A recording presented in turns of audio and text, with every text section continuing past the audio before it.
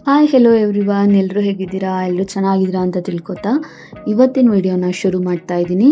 ಇವತ್ತಿನ ವಿಡಿಯೋದಲ್ಲಿ ನಾನು ಮನೇಲೆ ಪನ್ನೀರ್ ಮಾಡ್ಕೊಳ್ಳೋದು ಹೇಗೆ, ಹಾಗೆ ಪನ್ನೀರಿಂದ ಯಾವ ಥರ ಡಿಶಸ್ ಮಾಡೋದು, ಅಂದರೆ ಪನ್ನೀರಿಂದ ನಾನಿಲ್ಲಿ ಪನ್ನೀರ್ ಚಿಲ್ಲಿ ಮಾಡೋದು ತೋರಿಸ್ತಾ ಇದ್ದೀನಿ.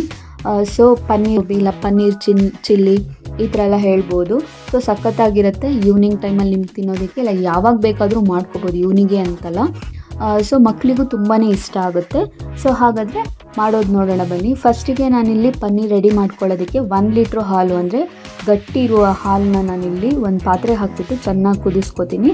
ಅದು ಫುಲ್ಲು ಕುದ್ದಾದ ನಂತರ ನಾನು ಇದಕ್ಕೆ ವೆನಿಗರ್ ಸೇರಿಸ್ಕೊತೀನಿ. ವೆನಿಗರ್ ಸೇರಿಸ್ಕೊಂಡ್ರೆ ಈ ಥರ ಹಾಲು ಇದು ಒಡೆದೋಗುತ್ತೆ. ನೀವು ಬೇಕಿದ್ರೆ ಲಿಂಬೆಹಣ್ಣು ಹಾಕ್ಕೋಬೋದು, ಲೆಮನ್ ಹಾಕ್ಕೋಬೋದು. ಸೊ ನೋಡಿ, ಈಗ ನಾನಿಲ್ಲಿ ವೆನಿಗರ್ ಆ್ಯಡ್ ಮಾಡಿದೆ. ಸೊ ಇದು ಎಲ್ಲ ಇದಾಯಿತು. ನಾನಿಲ್ಲಿ 1 ಲೀಟ್ರ್ ಹಾಲಿಗೆ ಮಾಡ್ತಾ ಇರೋದು.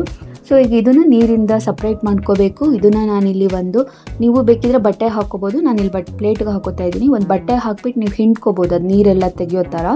ನಾನಿಲ್ಲಿ ಪ್ಲೇಟಿಗೆ ಹಾಕ್ಕೊಂಡು ತಕ್ಕೋತಾ ಇದ್ದೀನಿ.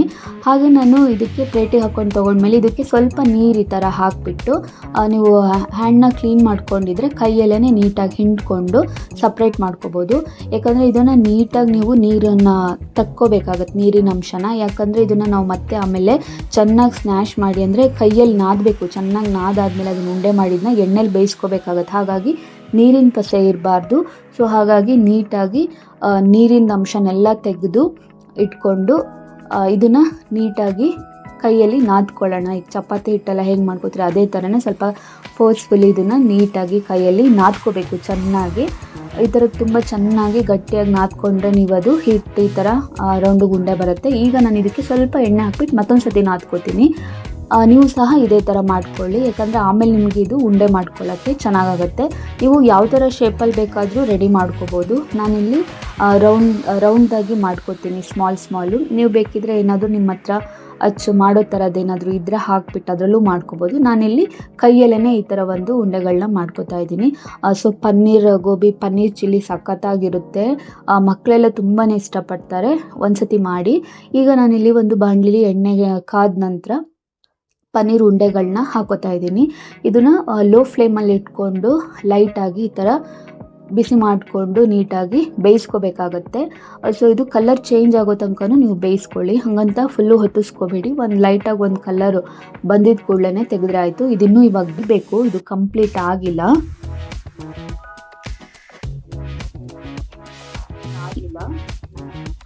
ಈ ಥರ ಇದು ಗೋಲ್ಡನ್ ಕಲರ್ ಬರೋ ಥರ ನೀವು ಫ್ರೈ ಮಾಡಿದ ಮೇಲೆ ಇದನ್ನು ಫುಲ್ಲು ಈ ಥರ ನಿಧಾನಕ್ಕೆ ಲೋ ಫ್ಲೇಮಲ್ಲಿ ಇಟ್ಕೊಂಡು ಗೋಲ್ಡನ್ ಕಲರ್ ಬರೋ ತನಕ ಫ್ರೈ ಮಾಡ್ಕೋಬೇಕು ಈ ಥರ.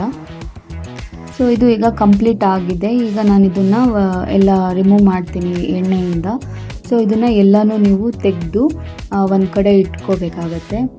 ಸೊ ಈಗ ಉರಿನ ಆಫ್ ಮಾಡ್ಕೊಳ್ಳಿ. ಈಗ ಈ ಥರ ನಾನೊಂದು ಪ್ಲೇಟಲ್ಲಿ ತೆಗೆದಿಟ್ಕೊಂಡಿದ್ದೀನಿ. ಸಾಫ್ಟಾಗಿ ಚೆನ್ನಾಗೇ ಬಂದಿದೆ.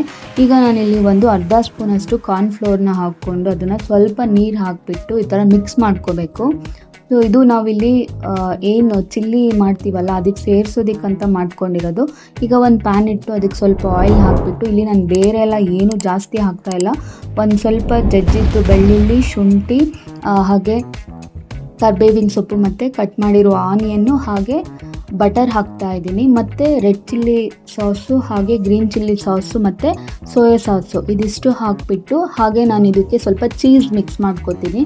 ಚೀಸು ಮತ್ತು ಬಟರ್ ಹಾಕೋದ್ರಿಂದ ಟೇಸ್ಟ್ ಚೆನ್ನಾಗಿರುತ್ತೆ. ಇದಕ್ಕೆ ಸ್ವಲ್ಪ ನಾನು ಇಲ್ಲಿ ರೆಡ್ ಚಿಲ್ಲಿ ಪೌಡರು, ಹಾಗೆ ಕೋಆರ್ಡಿನರ್ ಪೌಡರು ಮತ್ತು ಚೂರು ಸಾಲ್ಟ್ ಹಾಕಿಬಿಟ್ಟು ನೀಟಾಗಿ ಮಿಕ್ಸ್ ಮಾಡ್ಕೊತೀನಿ. ನೀವಿಲ್ಲಿ ಚೀಸ್ನ ಆಮೇಲೆ ಹಾಕ್ಕೊಳ್ಳಿ, ಫಸ್ಟು ಬಟರ್ ಹಾಕಿಬಿಟ್ಟು ಮಿಕ್ಸ್ ಮಾಡ್ಕೋಬೇಕು ಈ ಥರ. ಈಗ ನಾನು ಇದಕ್ಕೆ ಇಲ್ಲಿ ಕಾರ್ನ್ಫ್ಲೋರ್ನ ಮಿಕ್ಸ್ ಮಾಡ್ಕೊಂಡಿದ್ನಲ್ಲ ಅದು ನೀರಲ್ಲಿ, ಅದನ್ನು ಇದಕ್ಕೆ ಸೇರಿಸ್ಕೊತಾ ಇದ್ದೀನಿ. ಸೊ ಇದನ್ನು ಈಗ ನೀಟಾಗಿ ಎಲ್ಲನೂ ಒಂದು ರೌಂಡು ಮಿಕ್ಸ್ ಮಾಡ್ಕೊಳ್ಳೋಣ. ಈ ಥರ ನೀಟಾಗಿ ಬೇಯಿಸ್ಕೊಂಡು ಈಗ ನಾನು ಇದಕ್ಕೆ ಇಲ್ಲಿ ಪನ್ನೀರು ಏನು ಫ್ರೈ ಮಾಡ್ಕೊಂಡಿದ್ವಲ್ಲ ಆಯಿಲಲ್ಲಿ, ಅದನ್ನು ಸೇರಿಸ್ಕೊತಾ ಇದ್ದೀನಿ.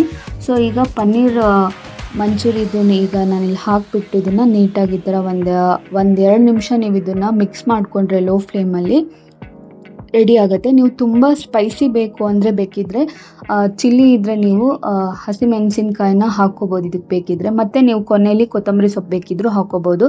ನಾನಿಲ್ಲಿ ಹಸಿಮೆಣಸಿನ್ಕಾಯಿ ಎಲ್ಲ ಕಟ್ ಮಾಡಿ ಹಾಕಿಲ್ಲ, ಯಾಕಂದರೆ ನನ್ನ ಮಗ ತಿನ್ನೋದ್ರಿಂದ.